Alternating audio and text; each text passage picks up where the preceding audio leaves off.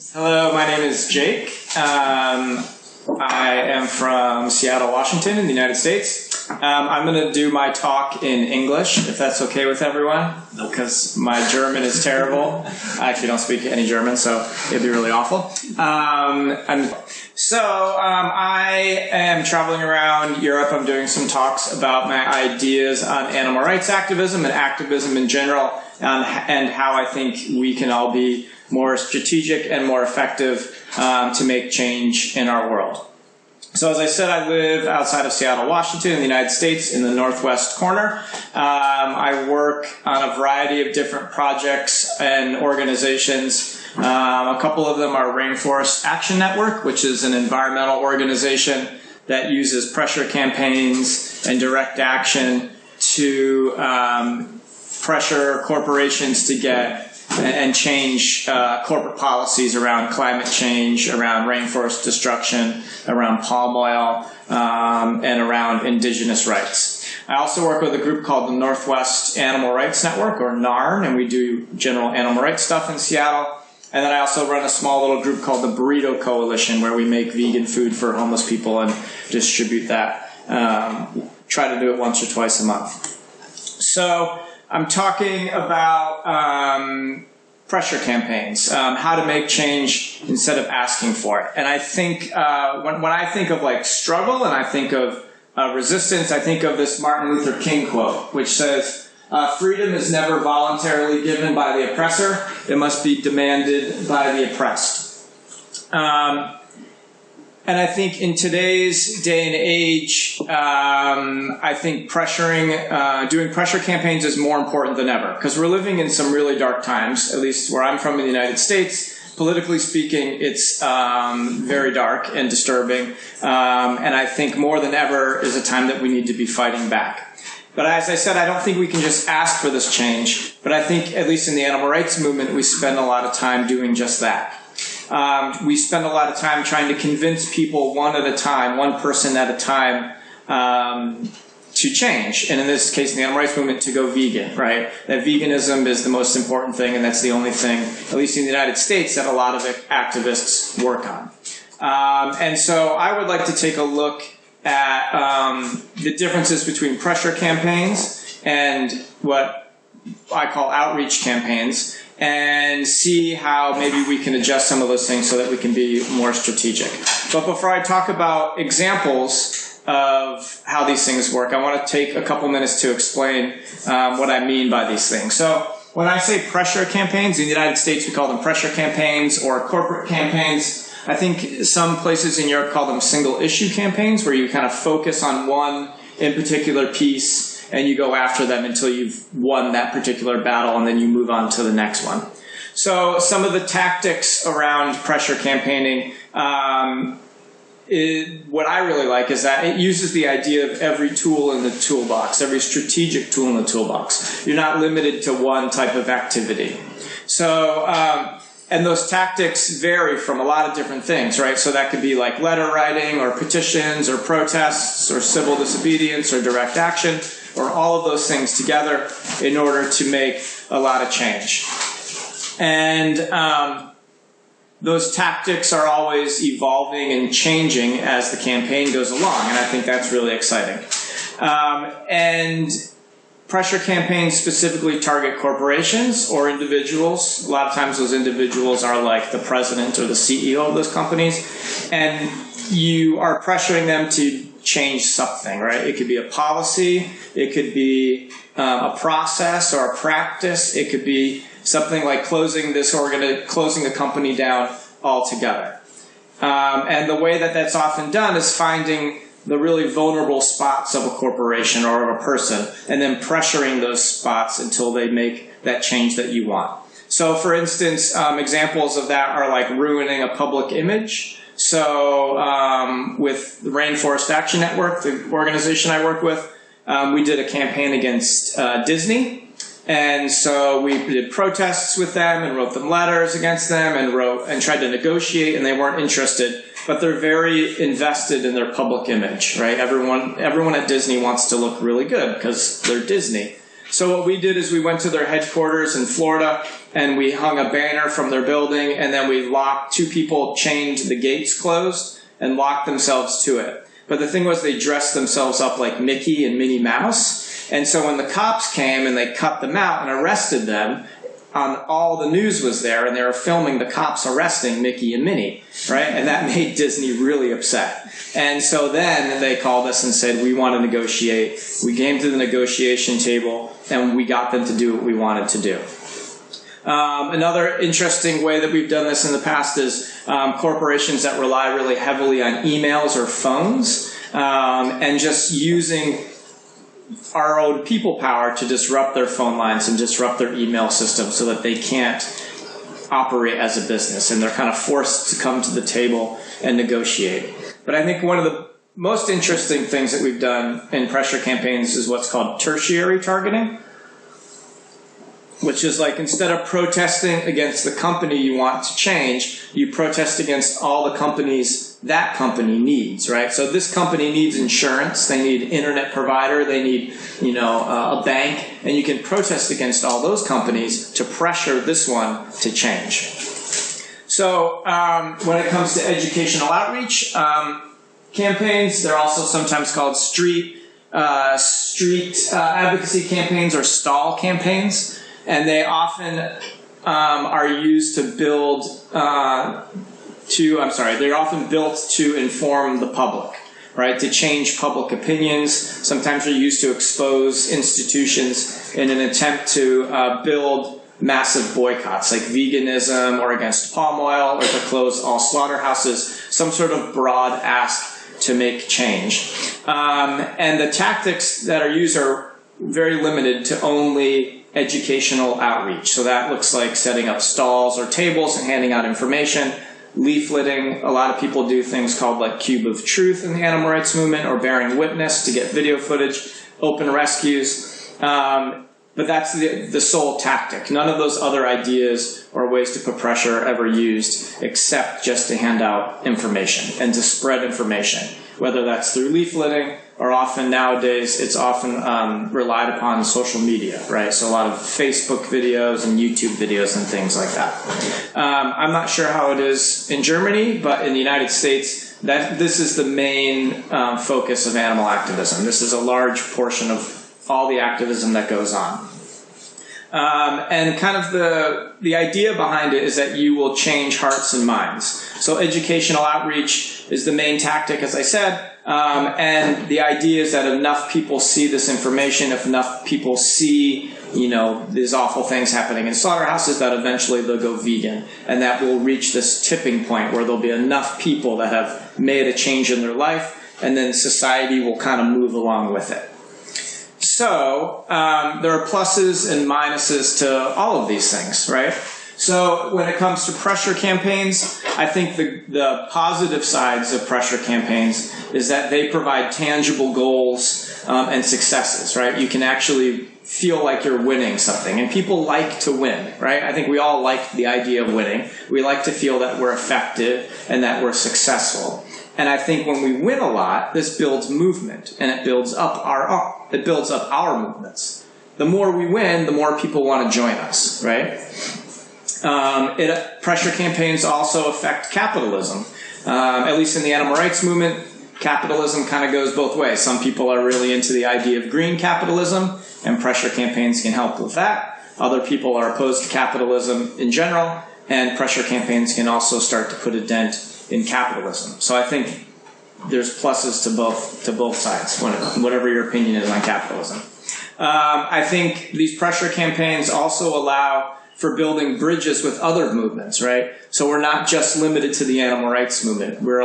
It's easier for us to make friends with and work with the environmental movement and other types of resistances, indigenous resistance, all sorts of different movements around the world. It's much easier to start working and doing that. So when I think of campaigns, I think of like going to the doctor and getting a shot, right? When you get like an injection.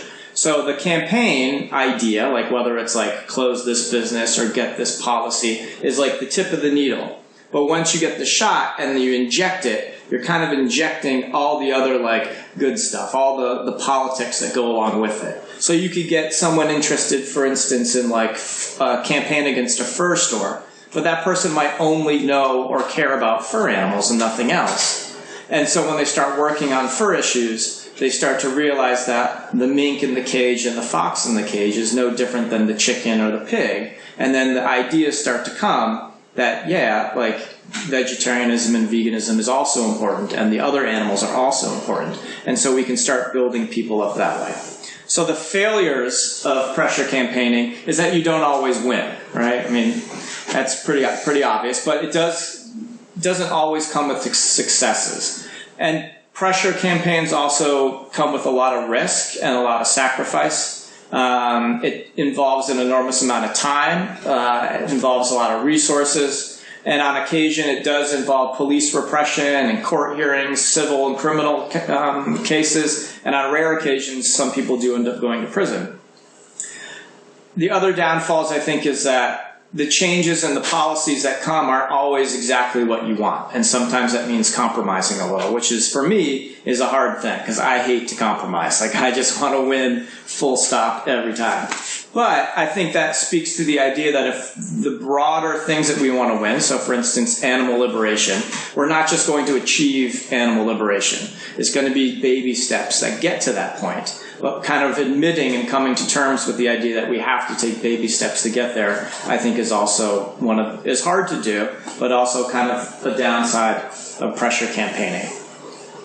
So when it comes to outreach campaigns, the pluses of that is that it provides kind of a gentle way for people to get involved in activism. People that have never done activism before, it's an opportunity and an easy way for people to get involved. And it kind of comes with the idea that every person you change is a victory.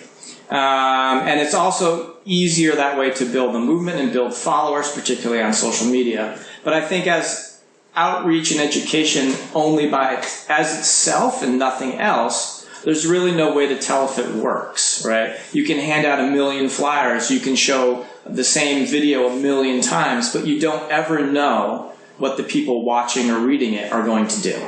You can hope that they make change, you can hope that they become vegan, you can hope they become activists, but you never really know what's going to happen.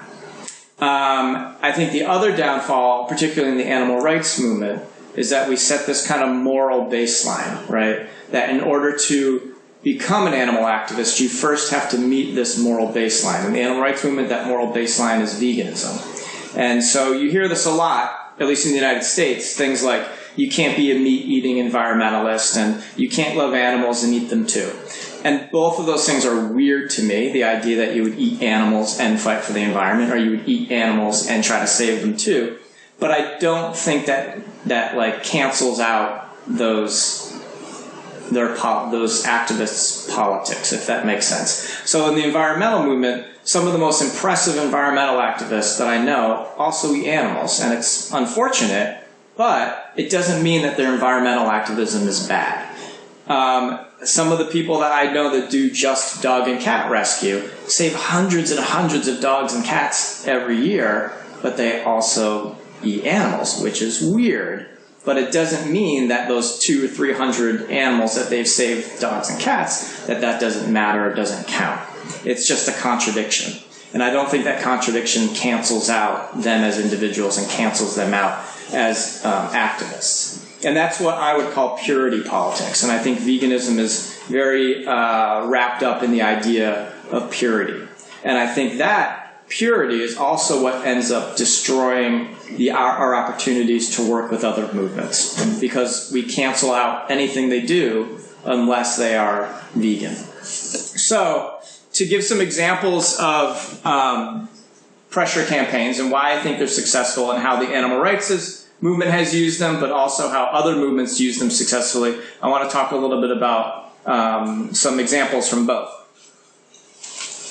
So I think whenever you do a presentation, it's important to include really embarrassing pictures of yourself. So I've done that. In the upper corner, I started out in 1995, 1996. I went vegan and I started working with an organization called the Northwest Animal Rights Network, or NARN. And they basically protested every week. They've been around for about 32 years. And we would protest every single weekend. We would do a protest at a McDonald's. We would protest at a fur store the next week, and then like a circus the next week, and something different every time.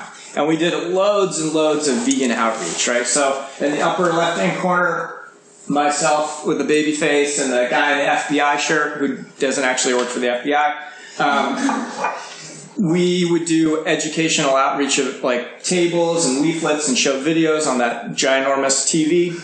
We would do this like 3-4 times a week for like years in Seattle. And it was great. Like we informed a lot of people. We got a lot of people interested in the issues. But we also were doing these protests.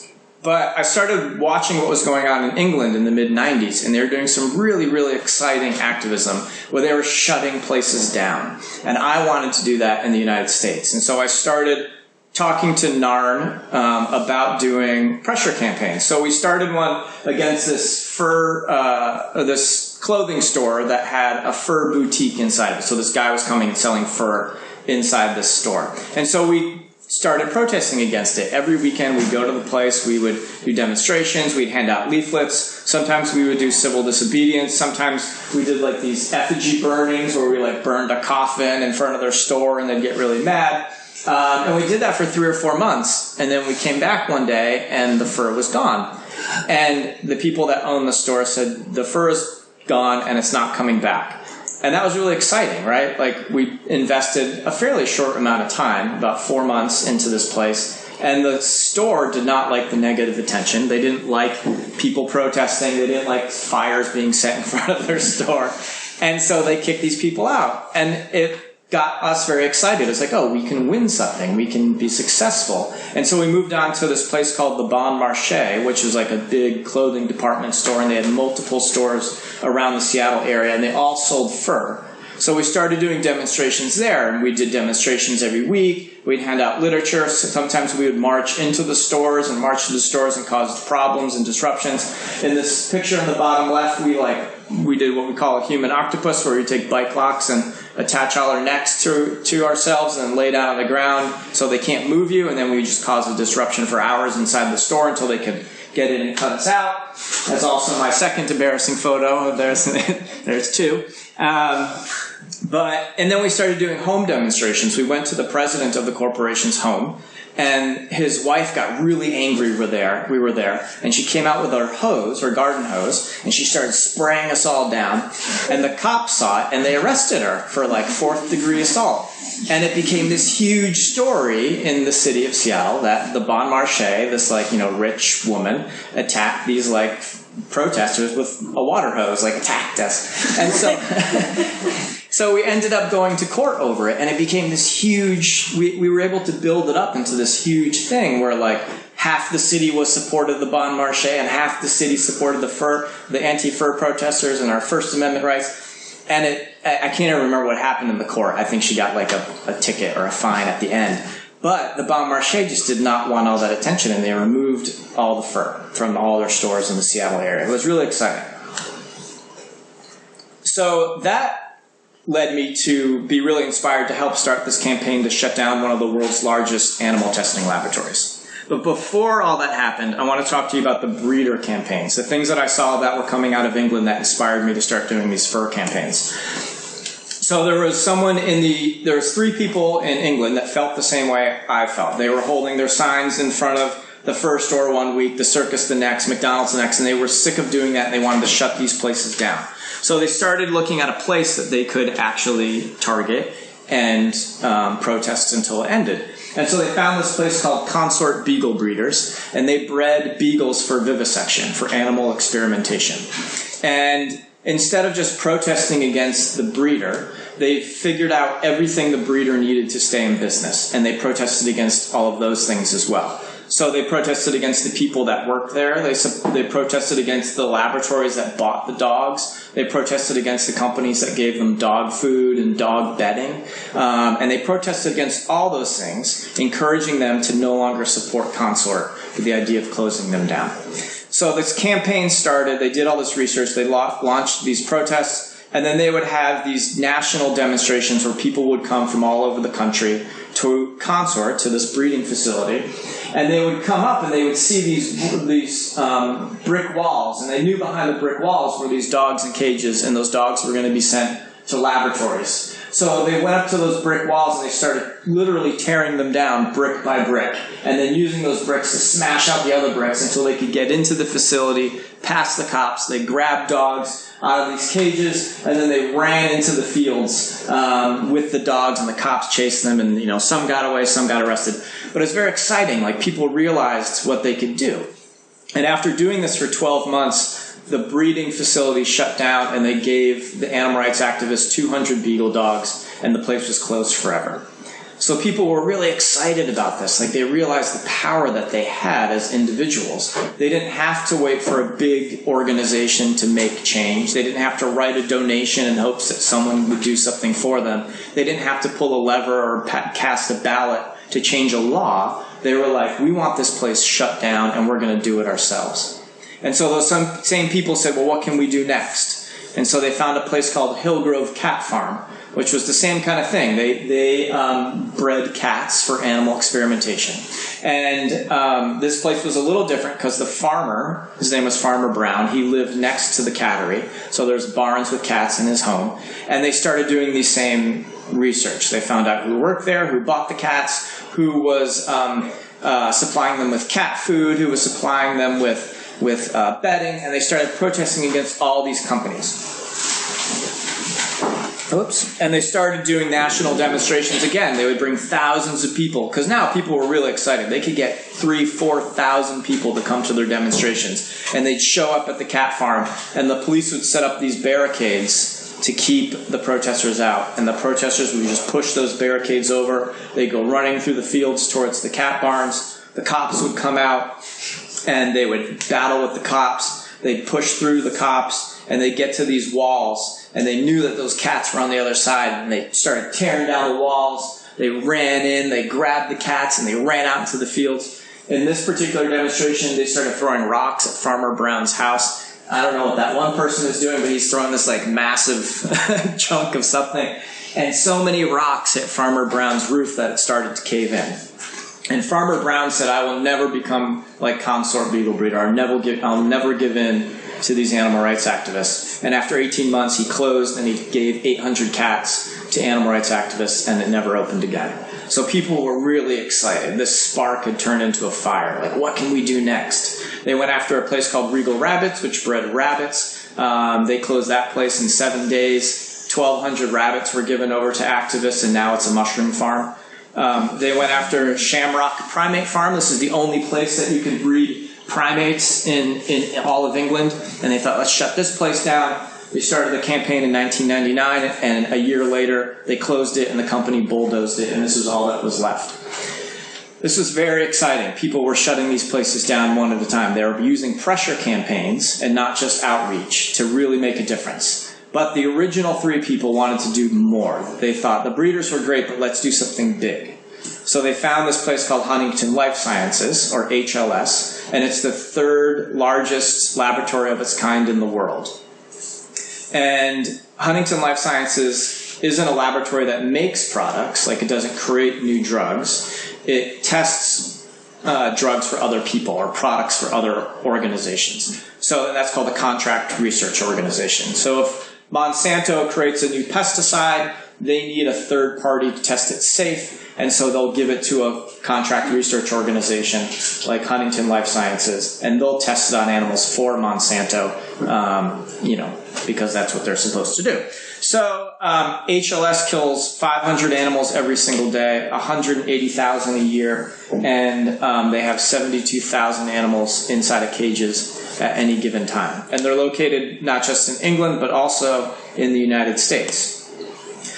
So there's 2 things about this laboratory that were different than all the other things. One of them was that there was undercover investigations into the laboratory. So people worked there undercover, and they wore hidden cameras, and they took video, and they took pictures, and they wrote down what they saw, both in the US and in England. And so what they saw in both places is really awful stuff. So people were like showing up to work drunk or on drugs, or they were selling drugs from the laboratory. They were falsifying the data on the reports so that it looked like the tests were working when really they were not. There was really awful animal abuse, so they were like cutting the spinal cords of mice with scissors to kill them, or they were like cutting open the primate, a chest of a primate, and like it wasn't dead, and you could see its heart beating on video. There was a point where a laboratory person could not inject the toxins into the beagle puppy's veins, and he got really upset, and he punched the beagle in the face, close-fisted, and threw the beagle into the arms of the person that was holding it. But the person holding the beagle was also wearing an undercover camera, and she caught the whole thing on video. And so when it got released to the public, people were really outraged, right? They wanted the governments to shut this place down, and the governments wouldn't do it. So that's when they started this campaign to close Huntington Life Sciences. And again, they did the same research that they did with all the other ones. They found out all the companies that were working with this laboratory, and they started targeting all those companies. And the other thing about this laboratory that was different was that they were a publicly traded company. So you could buy and sell like shares, right? You could buy stock in this laboratory, which meant you could affect their share price. And it also meant they had a board of directors that they had to answer to. So there's all these new kind of targets of the campaign. And again, they launched into it. They hit them really hard for a year, and the laboratory started to go bankrupt. And so they thought, well, let's move our money out of England into a place where there is no animal rights movement, so it'll be safe. So they moved it to the United States. And that's when I moved from the West Coast, from Seattle to Philadelphia on the East Coast of the United States with some friends, and we started the U.S. chapter of what was called SHAC, Stop Huntington Animal Cruelty, or SHAC. And we were SHAC USA because we were the U.S. chapter. So this was in 2001. And we, as well, did our research. We started figuring out everyone in the U.S. that worked with this laboratory, and we started protesting against them. But the way that we did it was interesting because it wasn't very hierarchical, right? We ran SHAC USA, and we put out the things that we thought were appropriate and companies we think people should protest against. But anyone could protest in any way that they wanted to whatever company they wanted. As long as they weren't using physical violence against anyone, then we would support it and we would help them. So the protests looked like a lot of different things. People wrote letters, people signed petitions, people sent emails. We started doing demonstrations at offices of these companies that supported the laboratory. But we felt like standing in front of office buildings and screaming at an office building was one thing, but inside these office buildings were people that were making the decisions about how to handle this laboratory. So we started doing demonstrations inside the laboratory. Inside the corporations. And so we would go in, we'd have banners, we'd have bullhorns, we'd cause problems like that to pressure them. But we also felt that the people inside of these offices got to go home at the end of the night, or end of the day, and the animals had to stay in the laboratory 24 hours a day. So we started doing home demonstrations, where we do demonstrations at their home and in their neighborhood, which is controversial, but it's also legal in the United States. People don't like it, but you can do it. So we would go to their homes and we would protest, and then we also started targeting them anywhere and everywhere that they would go. So that meant like at trade organizations and conferences, golf tournaments, retreats. The CEOs at their train station waiting to take the train into work, people would go there and protest against them. Anywhere and everywhere. And then there was also people that were also breaking the law. So people would engage in acts of civil disobedience. People would lock themselves to doors to shut down businesses. They would hang banners from roofs. People would dress up like bunnies. Sometimes they do all things at the same time, which is kind of weird. I'm not sure why the rabbit is on the roof. But as I said, it was non-hierarchical. So we weren't organizing any of this. We weren't funding any of it, but we supported the idea of it. So when people started breaking the law, like the Animal Liberation Front started becoming involved in the campaign, again, not because we asked them to or helped them, but because they wanted to anonymously be a part of it. So that looked like a lot of different things, right? People would break windows or spray paint buildings. In this case, they broke into a breeding facility that was breeding beagle dogs for laboratories, including Huntington Life Sciences, and they liberated a bunch of animals. They went to other laboratories that were contracting their work out to HLS, and they liberated animals from there. Anyone and everyone was a target. And again, it wasn't just the idea of educational outreach. Like, education was a very important part of the campaign, but it was just one piece of a broader thing. So we protested against everyone. We protested against the world's largest banks, the world's largest insurance company, the world's largest auditor, and we protested against them for having contracts with the laboratory. We protested against their board of directors. We protested against their internet provider, the people that put food in their cafeteria and toilet paper in their bathrooms. We wanted every company to cancel their contract with the laboratory, and it worked. We started pulling these bricks, right, out of the foundation of their business. And every time they tried to replace one of those bricks, get a new internet provider or a new bank, we were already pulling another one out, and the whole thing crumbled. So at the beginning of the campaign, you could buy a share in their company for $30 US dollars. And at the height of the campaign, the share price was only worth like 2 or 3 pennies, which was amazing, and it was fun, and it was exciting. But as I said, with corporate campaigning, there also comes some repression. There comes downfalls, right? And so you have to deal with that as well. So in our case, we had a little, like, what I'm sure anyone here has ever been to a protest. You know, the cops sometimes show up. They might take your picture. They might follow you to your car. I'm not sure how it is in Germany, but in the United States, that happens pretty regularly. But they also were, like, sometimes monitoring us 24 hours a day. Sometimes they were taking videos and photos. Our postman, he had to like photocopy the front of our envelopes so that the government could see who was sending us mail. The garbage man was like paid to keep our bags separate so that they could dig through our garbage. So we would dump all the kitty litter on the top and like spray it with pepper spray and then tie the bags up really tight. Not sure if that did anything, but it was fun. The government tried to find ways to like trick us into doing something, right? They wanted to find out how we were getting all this information on these companies, so forth and so on. So about 2 years in, the government came and raided our home, and our home was also our office, so we all shared a space together and worked together. And their warrant, the piece of paper that says like what they can take, was really vague. It was like they can take anything to do with animal rights. Which when you live in an animal rights office, everything is animal rights. So they spent 8 hours putting everything in the boxes, including baby pictures and diaries and personal letters, and they took it all. And we knew that that meant eventually they would try to arrest us. So we got lawyers and we started talking about how to make ourselves a little more secure and how we could build a defense. And we moved our office from New Jersey, which is a horrible place in the United States, to California, which is a beautiful place in the United States, because we wanted to be a little happier. And so we were living in this home, and at 4 o'clock in the morning, the phone starts ringing over and over. And I pick it up, and it's a friend of ours that lives in New York. And she says, Andy's been arrested. And I think, well, Andy's been arrested a million times. Like, why are you calling to tell me that Andy's been arrested again? And she says, Darius was also arrested. And I thought, well, that's weird because Darius doesn't get arrested very often. And she said, your names are on the arrest warrant as well. So we knew that they were going to come arrest us. But the nice thing about the FBI is that they only arrest you between 6 a.m. and like 9 p.m.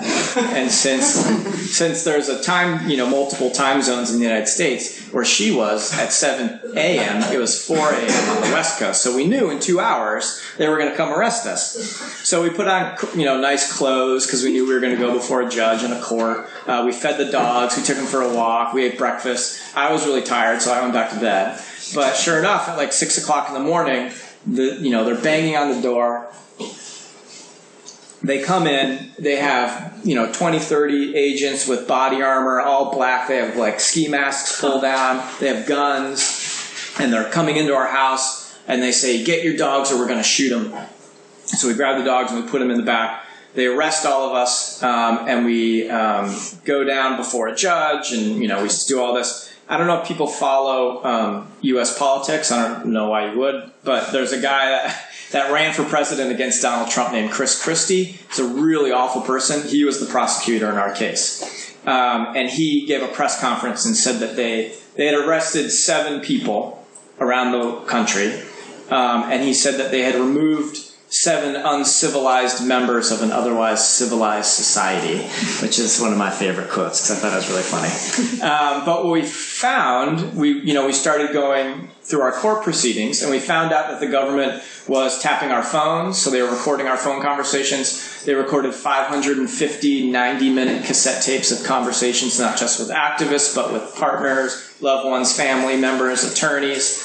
They used pen tracers, which is like a thing they put on your internet connection so they can follow what you're doing on the internet. We found out that we were the first time that the government ever tried to hack into someone's computers. So they tried to use malware to get into our computers to figure out what our passwords were to our encryption, because our encryption was really solid. They had an informant that was like an animal rights activist that was being used by the FBI to feed them information. All of this came about. We all got arrested, and we decided to go to court. And as I said, there were 7 people. It ended up being 6 people in the organization, so 7 in total. And that's how we became what we call the Shack 7. And it is also how this really awful picture came around. So this is embarrassing photo number 3. So in the United States, they say if you dress nice for a judge, then they might be nice to you. But that pink shirt and the yellow tie I'm wearing got me nothing. So it was very unfortunate. So we were charged with a bunch of different crimes. They determined that myself and Lauren and Kevin were the leaders, and we got 6 charges.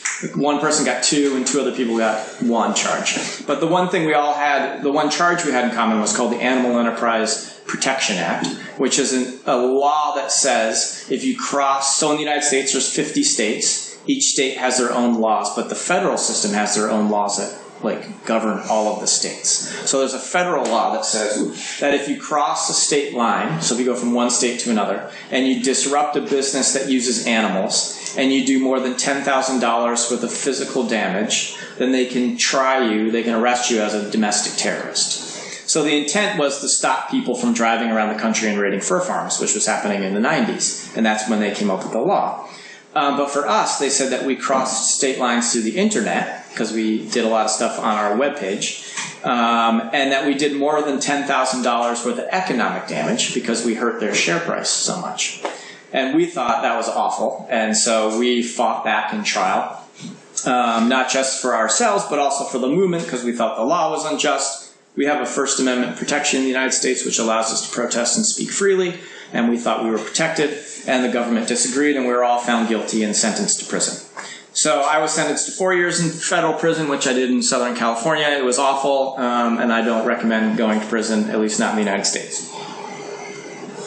Or anywhere. So that's kind of my example of pressure campaigning for me in the United States, right? It has its ups, it has its downs, but it was wildly successful if you do it right and you have good strategies and good creativity. But I think the interesting thing about the animal rights movement is that it doesn't do a lot of this type of campaigning. As I said, at least in the United States, it relies almost exclusively on educational outreach, and that's it.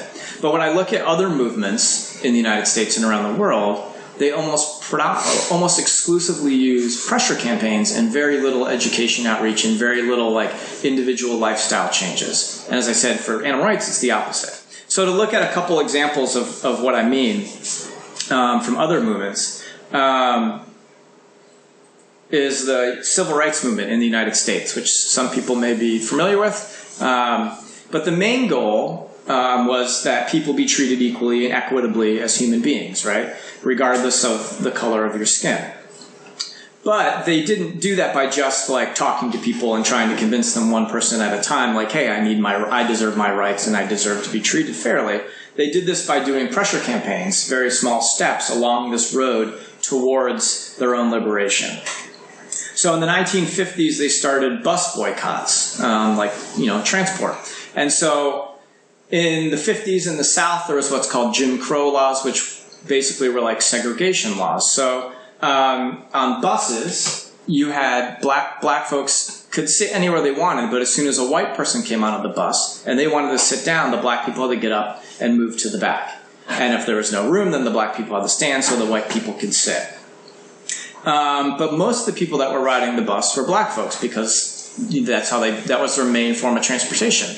And so what they decided to do was boycott the buses. They had the majority of the people, and they could put pressure onto these bus companies to desegregate them, to allow people of any color to sit anywhere they wanted. But this bus boycott protest started, kind of jumped off, with Rosa Parks. And maybe people are familiar with Rosa Parks, but she was a black woman who sat in the front of the bus. A white man came on, and she refused to get up. The bus stopped, the cops came, they arrested her. It made an enormous amount of media. I mean, even today, we're in Germany, and like, I would argue that a lot of us already know who Rosa Parks is, or familiar with her story, right? Like, it's amazing. Like, the tactics and the strategies to make that happen were really smart, right? And they portrayed it as like, oh, this woman was sitting in the front of the bus and she got arrested and it was this awful thing, which it was. But what a lot of people don't know is Rosa Parks, it was like a long-time activist. She had been arrested a bunch of times. She trained to do this action, right? Like this was like her thing. But they sold it. It was a smart strategy, a smart tactic. They sold it as like this sweet lady who would not move and then was brutalized by the cops. And so like this kicked off this whole campaign, and people boycotted the bus system for 11 months. The cops like tried to physically force people to ride the bus, and they wouldn't. People would walk, miles sometimes just to get to work, to refuse to ride the buses. And as I said, in 11 months in 1960, a law was passed that they had to desegregate the buses, and like people could sit wherever they wanted, which was great. That was like a small victory on this road to more. But they never implemented it, right? It was these laws, it was the Deep South, and like cops were like just as racist as everyone else, and they were like, we're not going to enforce it. So these activists decided to start what was called the Freedom Rides, and to force them to enforce this law. So what they did were activists in the North. There were white folks and there were black folks. They came together and they decided that they were going to force these integration laws into existence. So they boarded these buses in the North in places like New York City and Boston and Washington, D.C., and these buses were going to travel through the South into the Deep South all the way to New Orleans in Louisiana, the Deep South. And this was going to be their way of pressuring and challenging these essential like corporations and laws that were not being enforced. But as they reached the South, things got really intense because the police were friends with the Ku Klux Klan. People, I'm assuming, that know of the Ku Klux Klan, the KKK. And the cops told the Ku Klux Klan, we're going to give you 15 minutes with the bus and then we're going to show up. And so the Klan showed up. As soon as they hit the Deep South, they saw that the buses were being sat in an integrated fashion, and so they attacked it. They threw firebombs inside the buses. They would hold the doors shut to try to like kill the people on the inside. Eventually, they managed to get out. A lot of times, they were beaten by the Klan, and it was really awful, right? And that, as I said, was part of this repression, extreme repression that they were facing, or oppression. And but they continued to do them from all over the West Coast, the North. For a year, they kept riding into the Deep South and facing these same types of events. And they created such a scene in the media and in the communities that it just could not be ignored anymore. And finally, the federal government said, like, you have to enforce this integration. And they moved in with the military into the South, and they integrated not just the bus lines, but also like the water fountains. There would be like black only water fountains and white only water fountains. You go to a restaurant, only black folks could sit here and white folks could sit here. All of that had to go, and the military came in and enforced it. And that was like a really big victory. And it was a victory for a couple reasons. One, because it was like an immediate integration, like those pieces of segregation were being torn apart and torn down. But also, these people in the North that lived much more integrated than the folks in the South were doing the work in the South on behalf of the other people. They were showing up politically and physically and emotionally for folks that could not do this fight themselves. But when the people in the South that lived very rurally in the middle of nowhere saw this solidarity and this effort that was being made on their behalf, they were very inspired. And it became this big, they kind of decided that they would become involved with this fight as well. The Northern activists united with the Southern activists, and they started working to get people voting and abolish the ban on voting for black folks, and really starting to embolden this civil rights movement in the South. And as you may know, in the United States, that really took off in major ways. So it worked in an immediate way, and it worked in a much broader way of coalition building and making a broader and bigger and stronger movement. And they kind of side piece, and I'll go through this really quick, but these campaigns, I think, also really excite people. People, as I said, want to feel like they're winning. They want to be part of something bigger and broader, and that can really motivate people to do really big things. So my personal favorite activist of all time is a man by the name of Kwame Ture, who used to be known as Stokely Carmichael. When he was 19 years old, he started organizing with SNCC, Student Nonviolent Coordinating Committee, which is like a college group, right? He was in a university in Washington, D.C. He organized the people. They went on these freedom rides at 19 years old. I don't know what you did at 19, but when I was 19, I was getting drunk and partying, and this guy was fighting the Ku Klux Klan in the South. Super inspirational to me. But he worked tirelessly in the South. He marched alongside Martin Luther King. He worked on voting rights. He started building bridges with other movements, with the white anti-war movement that was going on in the West Coast. He ended up coining the term Black Power, so that was his thing, and he pushed this platform of Black Power. He ended up joining the Black Panther Party for self-defense. This was a guy that used every tool in the toolbox that was strategic, and he used it to enormous success. And that's wildly inspiring. If you ever want to read a great book, it's called Ready for Revolution by Kwame Ture, and it's amazing. The second example I always look to on really strong corporate campaigning and pressure campaigning is the environmental world. And I think the environmental movement in the animal rights movement is often wildly dismissed because, they don't push lifestyle change. So they don't encourage people to recycle. They don't encourage people to drive hybrids or change light bulbs, but they also don't encourage people to go vegan. And I think that is in direct opposition to the animal rights belief that veganism will save the world. And I think that creates conflict. When I really think if we all started coming together, particularly the animal rights movement, the environmental movement, we could be much stronger. But I think the reason the environmental movement doesn't often focus on lifestyle change like that is because they're so good at doing corporate campaigning. And a great example of that is the Keystone Pipeline, or the KXL pipeline.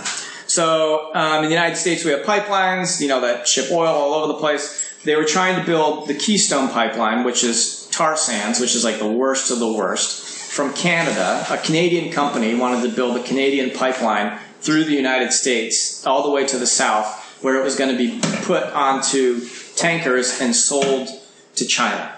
Which, just from a capitalist idea, why the United States would let a Canadian corporation use the United States to sell oil to China is totally baffles me, but I don't really understand capitalism, I guess. But so they were building this in 4 parts. They built 3 parts. This company that was building it was notorious for leaks and spills and terrible work. And they were building these pipelines to really important areas, for wildlife, for indigenous communities, and it needed to be stopped. And so this whole resistance began to shut down the Keystone Pipeline. So this campaign launched. It was a rallying point for environmentalists all over the country. There was really unlikely allies coming together, people that normally would not work together were now working together to stop this. So that was radical Earth First people, indigenous communities, cowboys, environmental activists, clergy members, civil rights movement. Everyone came together to fight this pipeline. It was really exciting to see. And so it started in Texas. So they started the radical people started doing tree sits. So they built, these houses in these trees where they knew the pipeline was going to be built.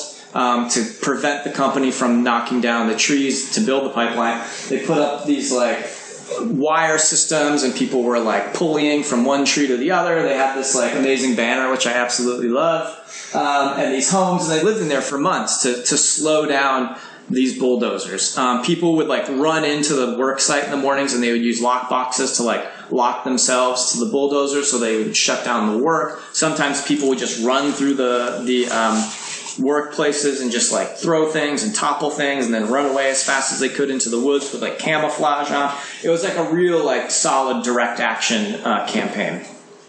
But at the same time, there was more mainstream environmental organizations, including the one I work for, Rainforest Action Network. And we started this thing called the Pledge of Resistance. And the Pledge of Resistance was, we were asking people, and we didn't care if they were environmentalists or whoever they were, but we wanted them to pledge to fight the pipeline. And not just fight the pipeline, but like if the pipeline was going to be approved, because it had yet to be approved, right? They were just building it in pieces. So if it was approved and it was ready to fight, then you pledged to break the law, to engage in civil disobedience, right? And we got 97,000 people to say, I will break the law to stop this pipeline, right?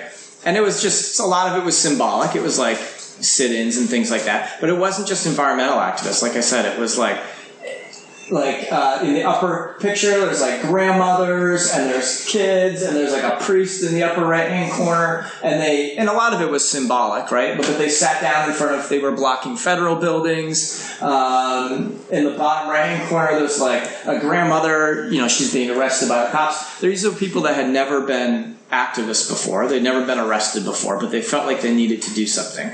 But the challenging part was, we had 100,000 people that didn't know what they were doing, and we had to organize and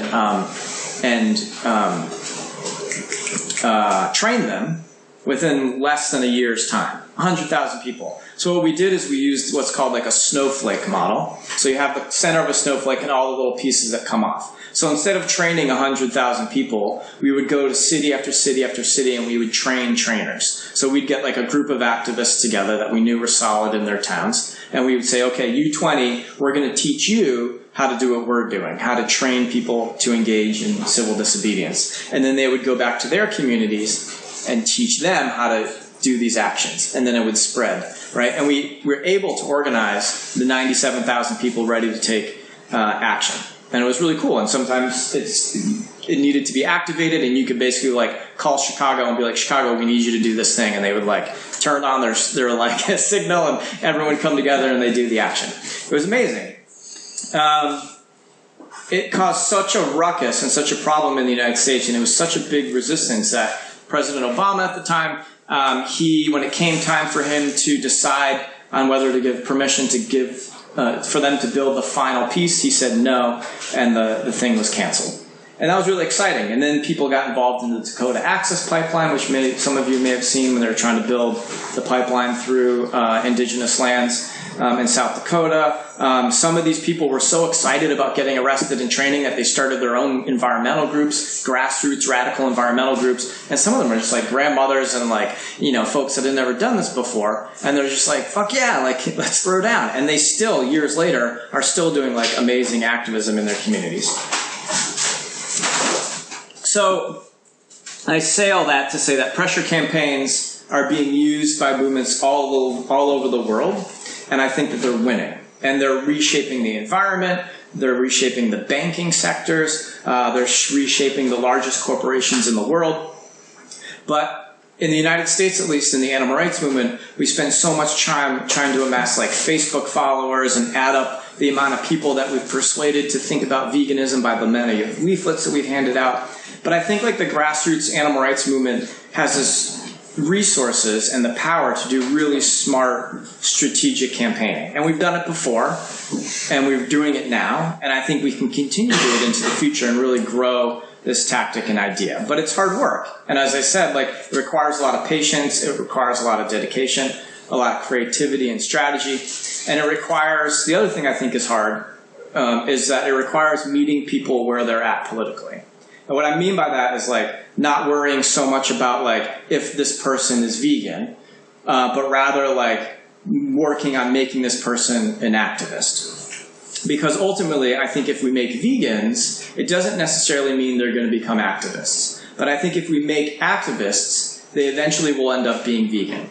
And it's that idea I said earlier about like getting a shot, right? Like you can give them a shot of veganism, but it doesn't necessarily mean that they're going to do anything else besides vegan. And I'm not convinced that like just a bunch of people being vegan is going to change the world for the better, particularly including for animals. But I do think that like if you give them that shot of that campaign, the idea that like you can close the breeding facility, you can close the cat farm, you can stop this pipeline project, and then they say, oh, well, I can do this, and also that dog in the cage is the same as the chicken in the cage, it's the same as the pig in the cage, and then they can start changing their diet, and I think eventually we will all meet each other on that same like vegan plane.